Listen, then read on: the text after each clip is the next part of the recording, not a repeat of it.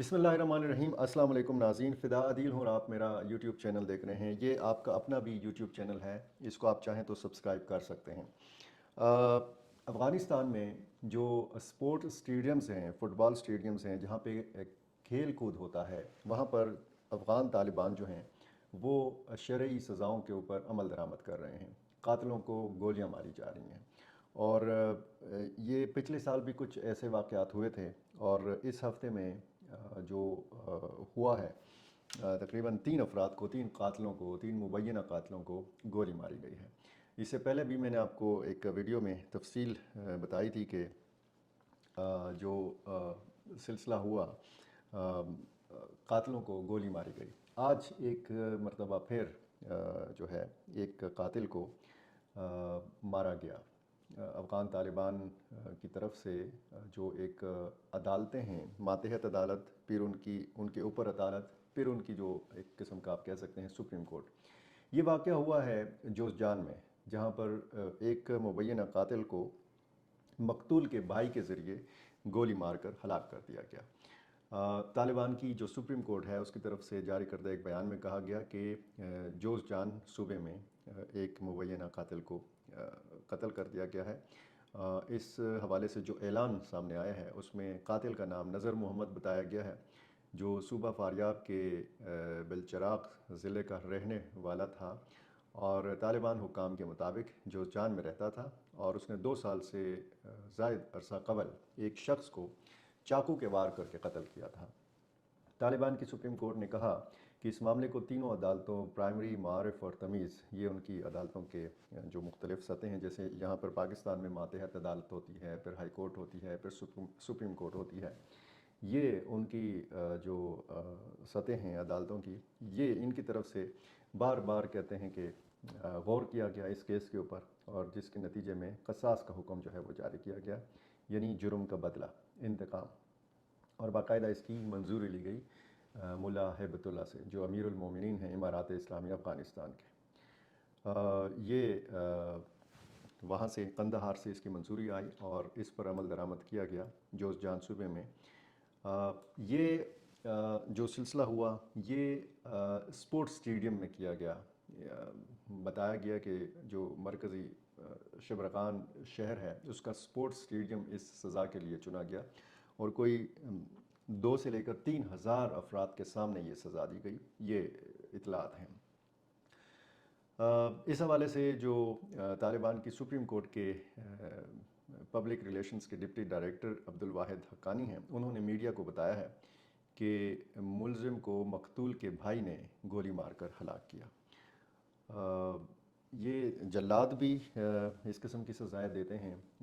जिस तरीके से फांसी घाट में सज़ाएँ दी जाती हैं। पाकिस्तान के अंदर भी काफ़ी अर्सा जो एक सरकारी जल्लाद होता है वो तख्ता-ए-दार पर मुजरिम को, कातिल को लटकाता है और वो जो एक रस्सा है, वो जो एक वो खींचा जाता है और उसके बाद फिर मुजरिम को जो है वो अंजाम तक पहुंचाया जाता है। इसी तरह जल्लाद सर भी कलम करता है, लेकिन यहाँ पर हमने देखा कि वो कहते हैं कि जी शरई उसके बिल्कुल मुताबिक उन्होंने किया कि जी मकतूल के भाई को ये कहा गया कि जी आप जाएं और इस कातिल को गोली मार दें। इसने ऐसा ही किया और उसको कत्ल कर दिया गया, कातिल को। यहाँ पर जो इससे पहले हुआ था, तकरीबन 5 दिन पहले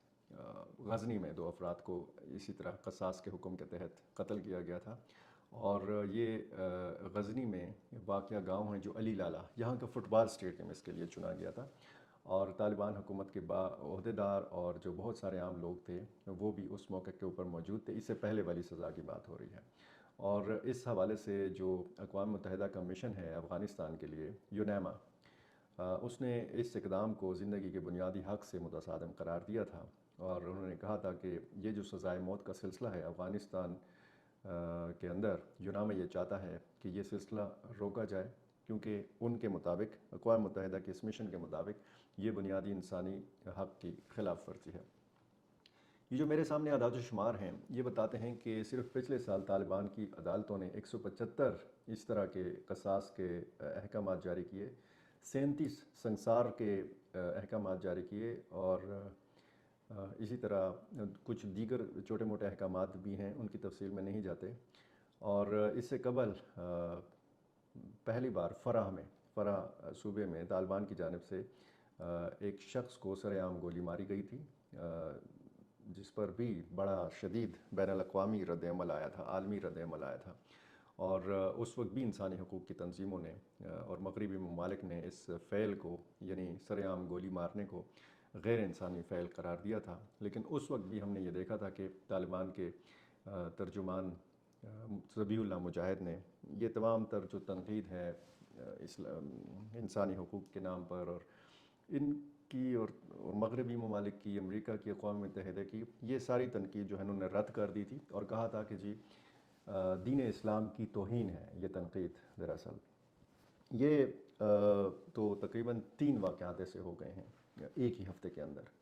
2 کو غزنی میں قتل کیا گیا، 2 قاتلوں کو، اور 1 قاتل کو جوزجان میں قتل کیا گیا۔ اسی طرح فراح، لقمان اور غزنی میں مزید 4 افراد کے حوالے سے کہا گیا ہے کہ ان کے کیسز جو ہیں یہ تقریباً ان کا فیصلہ ہو چکا ہے، ان کو سزائے موت سنائی جا چکی ہے، اور اگلے کچھ دنوں میں ان 4 افراد کو بھی اسی طرح سر عام جو ہے وہ سزا دی جائے گی، ان کو گولی ماری جائے گی یا کسی اور طریقے سے ان کو جو سزائے موت سنائی گئی ہے اس پر عمل درآمد کیا جائے گا۔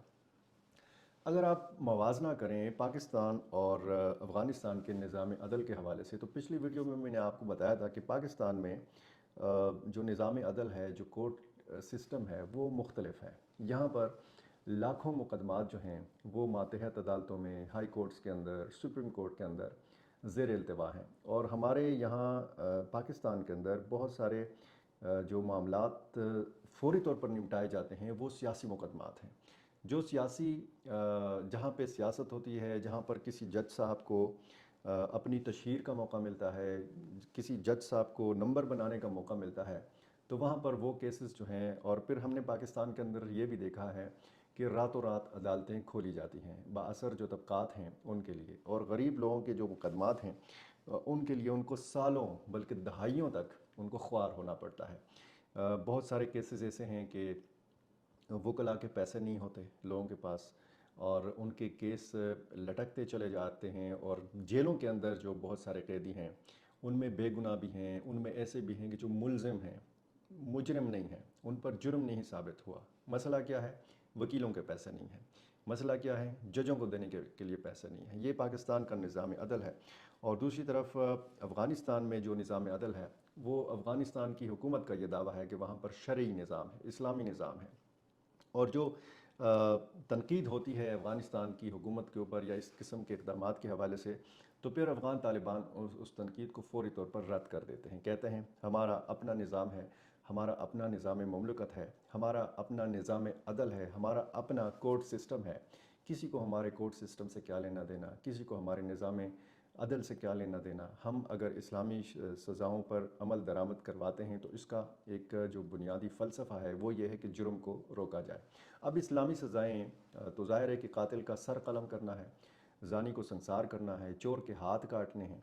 اور اسی طرح چھوٹی موٹی دیگر جو سزائیں ہیں وہ بھی ہیں، لیکن یہ جو سزائیں، جن سزاؤں کا میں نے ذکر کیا، یہ چھوٹی موٹی سزائیں نہیں ہیں، یہ بہت بڑی بڑی سزائیں ہیں۔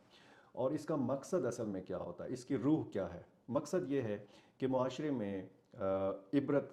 عام ہو جائے۔ مطلب اگر کسی نے قتل کیا ہے اور اس کو سر عام سزا دی جائے، سر عام اس کو پھانسی دی جائے، یا سر عام اس کا سر قلم کیا جائے، یا سر عام اس کو گولی ماری جائے، تو یہاں پر مغرب کو جو بہت زیادہ مسئلہ ہے وہ اس چیز سے ہے کہ سر عام ان سزاؤں پر عمل درآمد نہ ہو۔ پاکستان کے اندر ایک عرصے سے پھانسی کے جو قیدی ہیں وہ جیلوں میں ہیں، ان کو پھانسی نہیں دی جا رہی۔ سزائے موت جن کو سنائی جا چکی ہے عدالتوں کی جانب سے، ان کو سزائے موت باقاعدہ عملی طور پر دی نہیں جا رہی۔ پھانسی پر نہیں لٹکایا جا رہا کسی کو، سر قلم کسی کا نہیں کیا جا رہا۔ جن سزائے موت کے جو قیدی ہیں وہ جیلوں میں ہی پڑے ہوئے ہیں، اور شاید ساری عمر انہوں نے جیل میں ہی گزارنی ہے۔ جس طریقے سے پاکستان کے اوپر دباؤ تھا انسانی حقوق کے نام پر بننے والی جو تنظیمیں ہیں، تو اس کے بعد پھر یہ سلسلہ روکا گیا۔ کچھ پاکستان میں سیاسی جماعتیں بھی ایسی ہیں کہ وہ کہتی ہیں کہ اس طرح کی سر عام سزائیں نہیں ہونی چاہیے۔ جس طریقے سے ریپ کے کیسز میں ہم نے دیکھا کہ قانون سازی اور اس میں پھر کچھ مخصوص جماعتوں نے سر عام پھانسی کے حوالے سے تنقید کی، اور کچھ مذہبی جماعتوں نے کہا کہ نہیں، سر عام سزائیں ہونی چاہیے تاکہ معاشرے میں اصلاح ہو، معاشرے سے بگاڑ کا خاتمہ ہو۔ اب جس طریقے سے افغانستان پر تنقید ہوتی ہے اور جس طریقے سے ہم یہ سلسلہ بڑھتا ہوا دیکھ رہے ہیں، تو اس کا ایک مطلب کچھ لوگ یہ بھی نکالنے کی کوشش کرتے ہیں کہ چونکہ افغانستان کے اوپر بڑا دباؤ ہے انسانی حقوق کے معاملات کے اوپر، خواتین کے حقوق کے معاملات کے اوپر، لڑکیوں کی تعلیم کے معاملات کے اوپر، تو افغانستان کی حکومت اب یہ بتانا چاہتی ہے کہ کس طریقے سے ان کی ریٹ ہے، مطلب جس طریقے سے ہم دیکھ رہے ہیں کہ ایک تو جو دوسری مرتبہ طالبان برسر اقتدار آئے ہیں تو ان کا بدخشاں سے لے کر ہرات تک ان کی ریٹ ہے، ان کی حکومت ہے، اور مغرب سے مشرق تک، جنوب سے شمال تک کوئی بھی علاقہ ایسا نہیں ہے افغانستان میں کہ جہاں پر افغانستان کے جو طالبان ہیں یہ برسر اقتدار نہ ہوں۔ اب حکمیت جو ہے وہ تو جو حکومت ہے، جو اقتدار ہے، کہ وہ ان کے پاس ہے، اور ان کی ریٹ بھی قائم ہے۔ یہاں پر ان کا مختلف انٹیلیجنس ادارے بھی کام کر رہے ہیں، ان کی عدالتیں بھی کام کر رہی ہیں، اور باقاعدہ یہ دیکھا جاتا ہے کہ جو کیسز ہوتے ہیں ان کو کیسے ڈیل کیا جائے، ان کو کیسے دیکھا جائے، ان کی تفصیلات کیسے اکٹھی کی جائیں۔ اور اس سلسلے میں بھی طالبان حکومت یہ کہتی ہے کہ جی ہم باقاعدہ پوری تحقیق کے بعد اس قسم کی جو سزائیں ہیں ان پر عمل درآمد کرواتے ہیں۔ باقاعدہ اس کے لیے کورٹس قائم ہیں، علماء کرام ہیں، مفتی صاحبان ہیں، قاضی صاحبان ہیں، اور یہ باقاعدہ اس میں اور اس میں پھر جہاں پر سر عام سزا دی جاتی ہے وہاں پر جو مقتولین کو جو گولی ماری جاتی ہے تو ظاہر ہے کہ ان کے جو لواحقین ہیں وہ بھی موجود ہوتے ہیں، وہ بھی دیکھتے ہیں، وہ سارا منظر دیکھتے ہیں، وہ ان کو اطمینان دلانے کے لیے بھی کہ جی آپ کے پیارے کے ساتھ ایسا کیا گیا تو اب قاتل کو اس طریقے سے شرعی سزا دی جا رہی ہے۔ پھر ان سے باقاعدہ پوچھا جاتا ہے کہ جو اسلام میں ایک طریقہ ہے کہ جی آپ قاتل کو معاف کرتے ہیں یا نہیں کرتے، تو جب ان کی طرف سے معافی نہیں ملتی تو باقاعدہ اس سزا پر عمل درآمد کر لیا جاتا ہے۔ اور اقوام متحدہ نے تنقید کی ہے، انسانی حقوق کی جو تنظیمیں ہیں انہوں نے تنقید کی ہے، لیکن طالبان نے کہا ہے کہ نہیں، ہمارا اپنا نظام ہے، اور دنیا کو اور مغرب کو اور اس طرح کی تنظیموں کو اور اقوام متحدہ کو اور امریکہ کو اگر مسئلہ ہے تو وہ صرف اور صرف اسلام سے ہے، کیونکہ یہاں پر اگر افغانستان کے اندر دیکھا جائے تو پھر یہ وہ واحد ملک ہے کہ جہاں پر اسلامی سزاؤں کے اوپر عمل درآمد کیا جاتا ہے، واحد ملک نہیں ہے۔ اسلامی سزاؤں پر عمل درآمد مختلف عرب ممالک میں بھی کیا جاتا ہے، باقاعدہ وہاں پر منشیات کے دھندے میں ملوث جو مجرم ہیں، جو قاتل ہیں، ان کا سر قلم کیا جاتا ہے، سر عام سر قلم کیا جاتا ہے۔ لیکن چونکہ افغانستان ایک کمزور ملک ہے، افغانستان کو زیر دباؤ لایا جانا ہے، یہ مقاصد ہیں، تو اس لیے اس قسم کی جب سزا کی خبر آتی ہے تو عالمی میڈیا کے اوپر بہت زیادہ اس پر شور مچتا ہے۔ حالانکہ عرب ممالک میں جب اس قسم کی سزا ہوتی ہے تو اس پر عالمی میڈیا میں آپ کو کوئی خبر اس طرح نہیں ملے گی، اس طرح تفصیل سے نہیں ملے گی، اس طرح تفصیل سے آپ کو تنقید جو ہے وہ آپ کی نظر سے نہیں گزرے گی۔ تو یہ وہ دو رخی پالیسی ہے میڈیا کی بھی، مغرب کی بھی، امریکہ کی بھی، کہ جو اس وقت ہم دیکھ رہے ہیں کہ خصوصاً افغانستان کے حوالے سے، افغانستان کے معاملات کے حوالے سے ان کی پالیسی جو ہے وہ دو رخی ہے، اس کا ایک رخ نہیں ہے۔ کسی ایک ملک کے لیے ایک پالیسی ہے، کسی دوسرے ملک کے لیے دوسری قسم کی پالیسی ہے۔ تو یہ چونکہ اسلامی سزاؤں کے حوالے سے، سر عام سزاؤں کے حوالے سے ایک اور خبر تھی تو میں نے سوچا کہ آپ تک پہنچائی جائے، اور اس میں بہت سارے اسباق ہیں